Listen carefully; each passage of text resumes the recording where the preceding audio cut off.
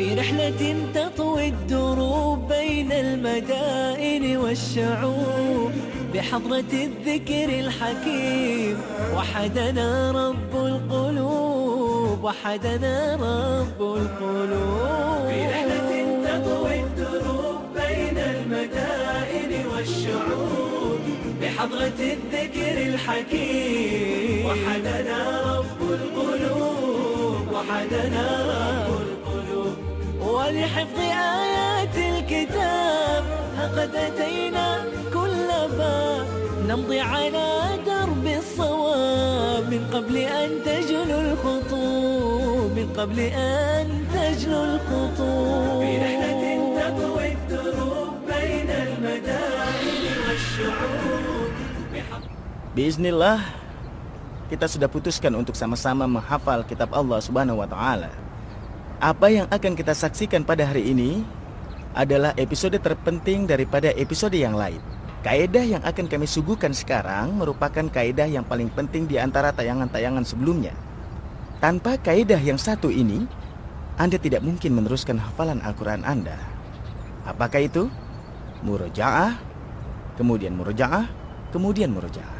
Pemirsa, kitab Allah Ta'ala itu sangat mulia. Bukan kitab biasa. Bila Anda sudah menghafal kitab Al-Quran atau sebagian ayat Al-Quran, kemudian Anda meninggalkan murojaah, hafalan Anda akan hilang. Karena Al-Quran sangat mulia. Nabi SAW telah menyebutkan hal ini pada kita dalam perjalanan kita bersama Al-Quran. Sabdanya, jagalah hafalan Al-Quran. Demi Allah yang diriku berada di tangannya, sungguh dia lebih cepat terlepas dari hati manusia daripada unta dalam ikatannya. Nabi SAW menjelaskan pada kita, Al-Quran akan cepat terlepas jika kita tidak murojaah. Sebagian pemirsa mengatakan, wahai Fahad, berikan kami cara bagaimana kami harus melakukan murojaah. Pemirsa, saya akan berikan kepada Anda model murojaah yang sangat bagus dan juga tepat. Dan semoga Allah memberikan taufik. Bahkan saya akan memberikan Anda model murojaah harian, murojaah mingguan, dan murojaah bulanan dalam menghafal kitab Allah Subhanahu wa Ta'ala.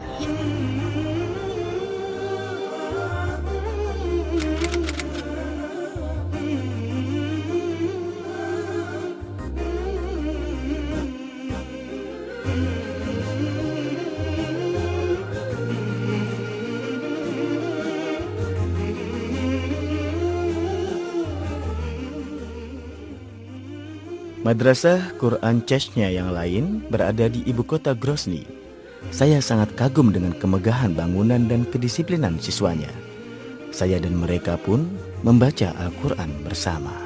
إذا زلزلت الأرض زلزالها إذا زلزلت الأرض زلزالها وأخرجت الأرض أثقالها وأخرجت الأرض أثقالها وقال الإنسان ما لها وقال الإنسان ما لها. Saat itu hujan turun. Maka kami mengambil jalan dari ruang bawah tanah sebab seluruh sisi bangunan terhubung di bagian bawah untuk antisipasi keadaan darurat. فقال لهم رسول الله ناقة الله وسقياها فكذبوه فعقروها فدمدم عليهم ربهم بذنبهم فسواها ولا يخاف عقباها صدق الله العظيم. Masya Allah, Masya Allah, Tabaraka Rahman. Tentu saja para pemirsa pasti ingin menanyakan para penghafal Al-Quran ini, bagaimana cara mereka menghafalkan Al-Quran. Dan terlebih lagi, sebagaimana kami ulang-ulang, mereka orang-orang yang berbahasa Arab. Karena itu saya ingin bertanya pada Syekh. Masya Allah, Syekh, cara apakah yang Anda terapkan kepada anak-anak ini dalam menghafalkan Al-Quran? Permulaan caranya, yaitu saya membaca ayatnya, dan kemudian dia mengikuti. Selanjutnya apabila sudah sampai 1 juz, dia membaca sendiri, kemudian menghafalnya. lalu membaca di hadapan saya dan saya melakukan koreksi. Melakukan koreksi. Ya. Jadi pertamanya dengan talqin. Benar. قتل أصحاب الأخدود قتل أصحاب الأخدود النار ذات الوقود النار ذات الوقود إذ هم عليها قعود إذ هم عليها قعود إذ هم عليها قعود إذ هم عليها قعود قعود قعود عين قعود قعود. Masya Allah, Tabarakar Rahman. Baik, Syekh membacakan dengan cara talqin kepada seorang siswa. Kemudian siswa yang berada di belakang sana, Masya Allah, seluruhnya mengikutinya dan belajar bagaimana membaca yang benar. Jika mereka dapat giliran bersama Syekh, mereka akan tahu bagaimana cara membacanya. Termasuk kaidah yang pokok dalam menghafal Al-Quran, kitab Allah Subhanahu wa Ta'ala, yaitu menghafal dengan memperhatikan tajwid. Kita sudah sepakat, bila ingin menghafalkan kitab Allah Subhanahu wa Ta'ala, kita akan pilih seorang syekh yang mutqin. Bila Anda berada di sisi seorang syekh yang mutqin, Anda harus antusias dan penuh semangat bahwa Anda akan menghafal Al-Quran dengan kuat dan benar dan dengan penerapan tajwid. Misalnya, Anda punya pertemuan 3 kali dalam seminggu, mintalah pada syekh untuk mengajarinya tajwid hanya setengah jam saja. Kitab Allah Subhanahu wa Ta'ala berbeda dengan kitab yang lain. Orang yang membaca koran atau buku, dia akan membacanya hanya biasa saja, tidak istimewa. Semuanya seperti itu. Kecuali kitab Allah Subhanahu wa Ta'ala, kenikmatannya akan semakin terasa jika Anda membacanya dengan tajwid. Tajwid justru akan membuat Anda hafal Al-Quran dengan itqan. Dan yang kedua, bila Anda membacanya dengan tajwid dan itqan, akan membuat Anda berbeda dengan yang lainnya, sebab Al-Quran akan terasa jelas sekali.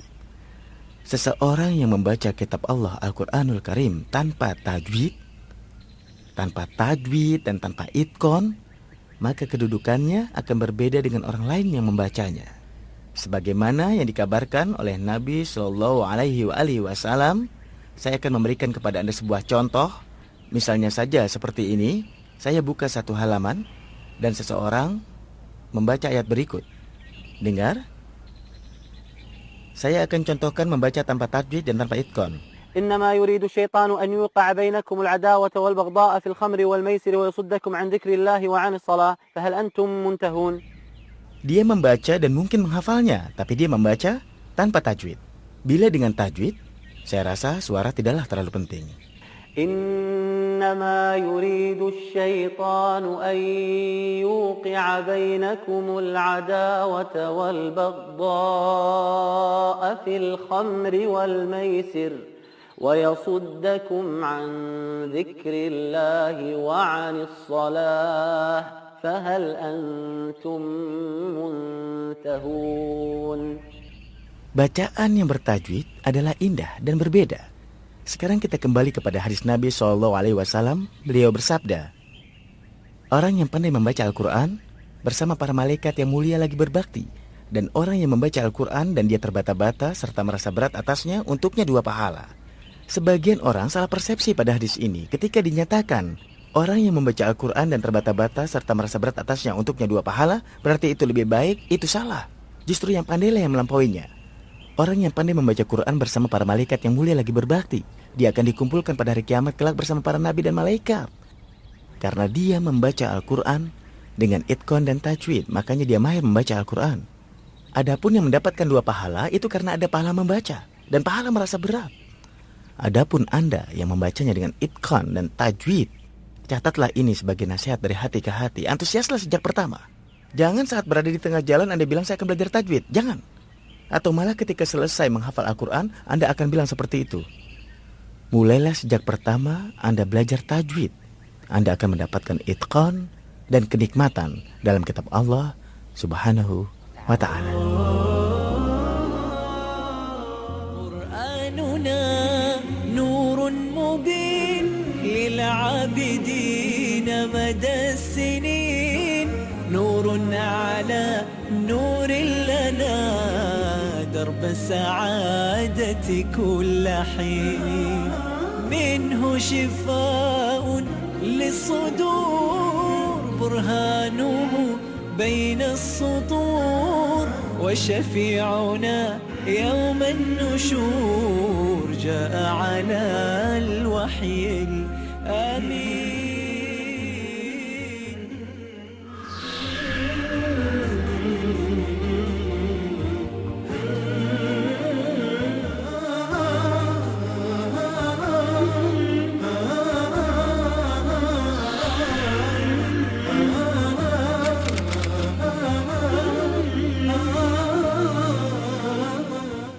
Walaupun Mauritania mengalami kesulitan ekonomi dan juga mata pencarian, tapi saya menyaksikan semangat yang luar biasa dalam menghafalkan Al-Quran. Inilah yang saya saksikan dalam kunjungan saya di Mahdarah Muhsinin yang telah meluluskan sekitar 1000 hafiz.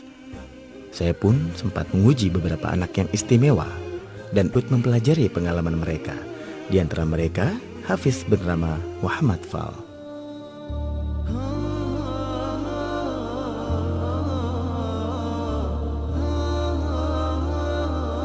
Dalam perjumpaan kita yang menyenangkan dan mengesankan, saya bersama para hafiz-hafiz ini dan para ulama serta para syekh, dan kita juga mendengar banyak qiraat di sini. Sekarang saya bersama Syekh Muhammad Fal.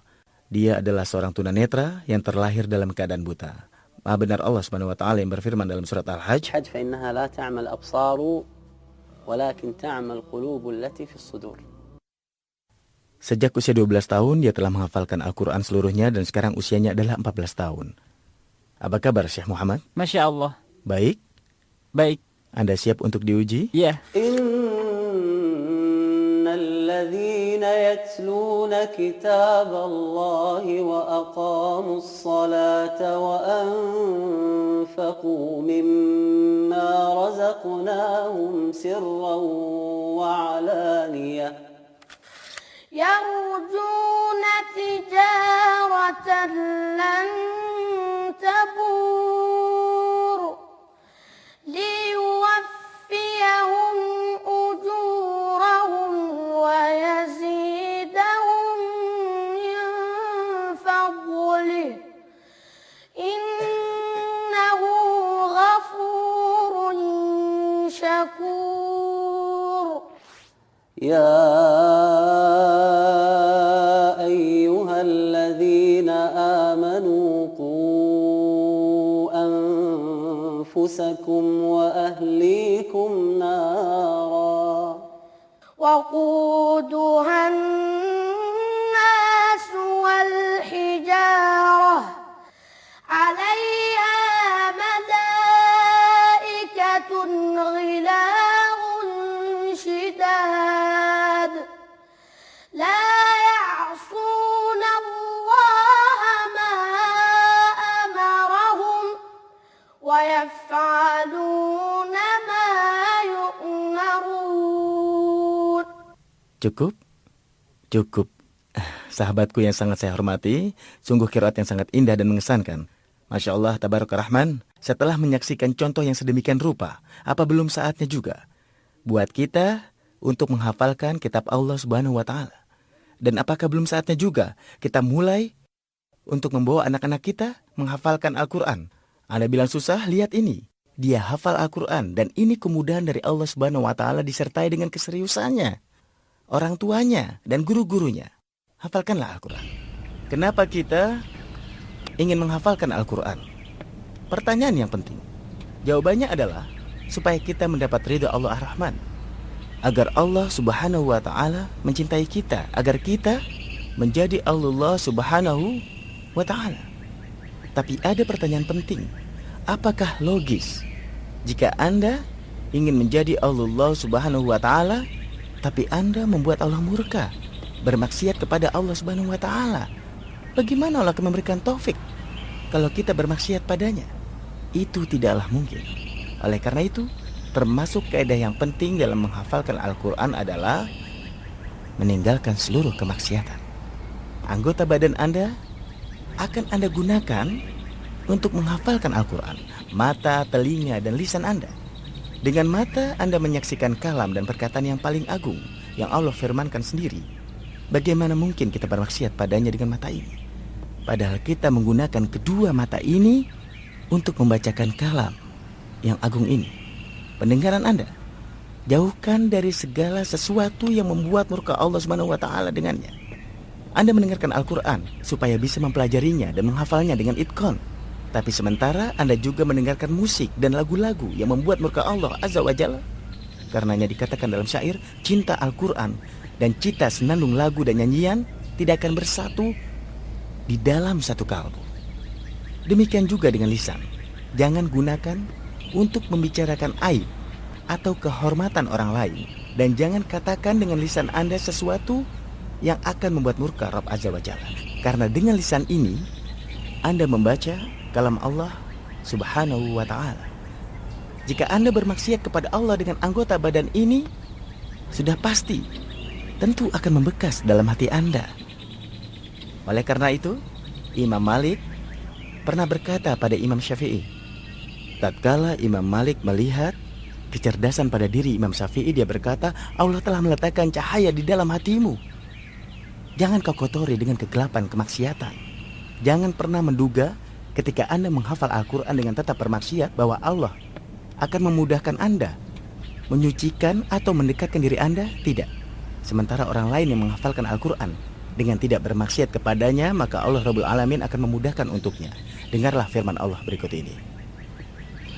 أم حسب الذين اجترحوا السيئات أن نجعلهم كالذين آمنوا وعملوا الصالحات سواء محياهم ومماتهم ساء ما يحكمون. انت اللي لا يمكن كتاب يوازيك، وانت المعين المستحيل انقطاع.